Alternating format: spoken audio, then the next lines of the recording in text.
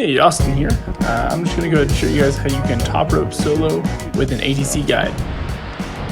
This butterfly knot around the spike, set a cam there since my static rope wasn't long enough. And then I made a quick little anchor here just to get down to the main master point.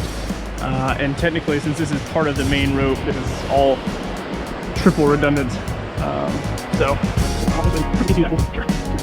So you'll notice here that the angle between the two anchors was really wide at the master point. So I did a butterfly knot just to hopefully alleviate any kind of inversion or anything like that. A figure eight probably would have been perfectly fine here as well. But you will notice if I'm going to be top rope soloing, I want the rope to be fixed at the top. And so I just tried a figure eight. The side I'm not using is actually going up to another anchor just as a backup and a way to get down to the master point that rappelled down that. You could have both ropes going down and actually use both to belay yourself as you're going up. However, to be honest, you'll see later, you already have enough to deal with, and having an extra rope in the mix just makes it a mess. Alright, so you can actually do this while hanging. You want to end up walking off maybe with a PRUSIK or something above the line here. But since I'm on the ground, it makes it a lot easier. So what we're going to do here is to take a locking beaner. I'm going to clip this to my belay loop. Down. And take this guy. There we go. Unlock it, but keep it in the system. That is how you self-belay right there. So we're just gonna have a lot of stretch, so that's that. Now the other option for kind of your backup, so you shouldn't just rely on this. So in case this were to maybe get swapped around, so let's see if I can actually just like this. Let's say you had a bunch of slack and you fell and it got twisted or something where it was not in locking mode. I don't know, something weird happened like that.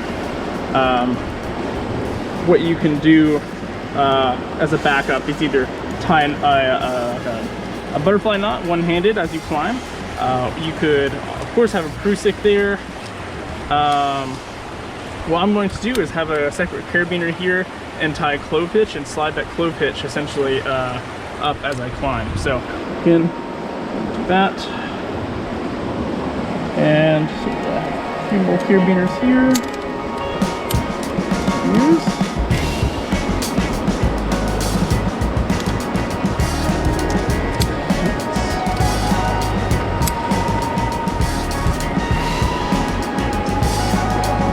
Bottom here.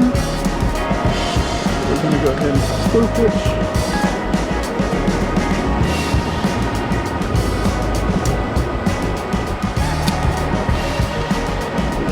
So,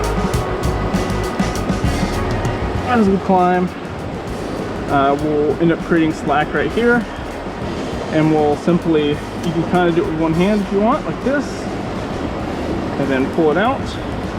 It will introduce some twists into your rope, but you know, there's not a super clean way to do it with just an ATC, so this is probably the best way. So we'll get to the climb now. It's important, especially when you're doing an easy climb like this, that as you come over these little ledges, kind of scramble areas, as soon as you get 5-6 feet above that, you tighten up your clove hitch to that point, or tie it back up knot, just in case if this were to slip or fail, you have that backup and you won't hit the deck. So yeah, let's go ahead and go for it.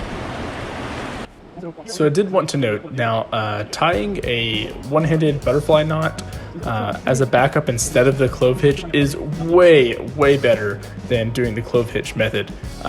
In this situation, I was afraid that if I tied a bunch of clove hitches into my rope when I tried to retrieve it, it could get stuck in the kind of the breakdown boulders at the very bottom of the climb. In retrospect, I definitely could have gotten away with the alpine butterfly knots, and I definitely should have. You'll see here that the loop of rope that the clove hitch creates always gets in your way and trips you up, and it becomes a real mess. As you can see, climbing using this method is extremely slow, as you have to constantly be either tying knots or fixing your clove hitch and pulling slack out of the system. The methods using like a pedal micro traction and things like that is way better. However, it's also probably 5 times the cost. Advantages to this though is that it's extremely cheap. It doesn't require a whole lot of gear, and it's also really easy on your rope since it doesn't have any teeth like ascenders or micro tractions do. So you can fall in the same place over and over without damaging the sheath of your rope. But once you get going, also the weight of the rope kind of helps you tighten up this clove hitch. You can kind of see as I pull the slack out, the weight of the rope below me kind of tightens it up and fixes it for me. Interestingly enough, this method of climbing works best on more vertical routes. Every time you have a small little ledge or rock that you climb above, you really need to either tighten up your clove hitch or tie another backup knot. So the more vertical you are, the less often you have to do that.